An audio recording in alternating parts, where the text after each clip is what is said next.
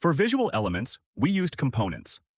Now, for elements that are more algorithmic, we can use functions to make our logic cleaner, but also to ensure we can reuse certain functionalities.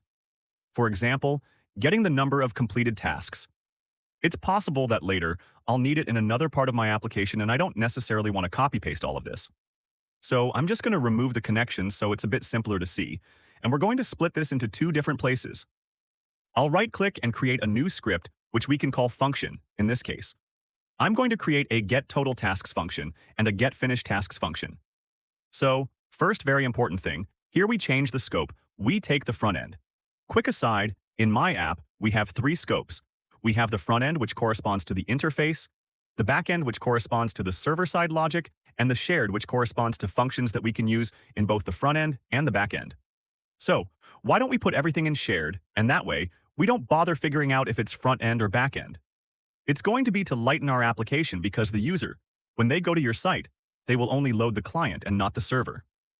And there are certain functionalities that we absolutely don't want to put in the front end and in the shared, for example, a connection logic. For the simple reason that we don't want to get our application hacked. And here, we're going to check export so we can retrieve it in our logic. Here we check export because we'll be able to import these functions from another component. We're going to click on this button only if we're sure that we're going to use these functions elsewhere. Otherwise, once again, we're going to weigh down our application and we increase our chances of making bugs because of circular dependencies.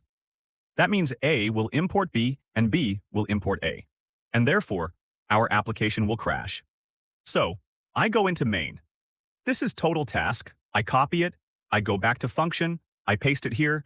I connect my input to my map, and same for my output. My output must have an output value, which is my result. So, I'm going to add it. It will be total tasks. I connect my result to my output, and I'm going to do the same for the tasks that are finished. So I can already delete this. I copy this, paste my blocks here, and we do the same again. The input to the filter to the output, and we add a finish tasks field which is there for a number. I go back to main. I can delete all this, and I can now use my getTotalTasks and getFinishedTasks functions. One will execute after the other, and we're going to have code that will be much cleaner, much more readable. And also, that I could reuse elsewhere. So, total tasks goes there. Finished tasks goes there. And if I go back to my preview, I have my percentage that still works, and we're all good for functions.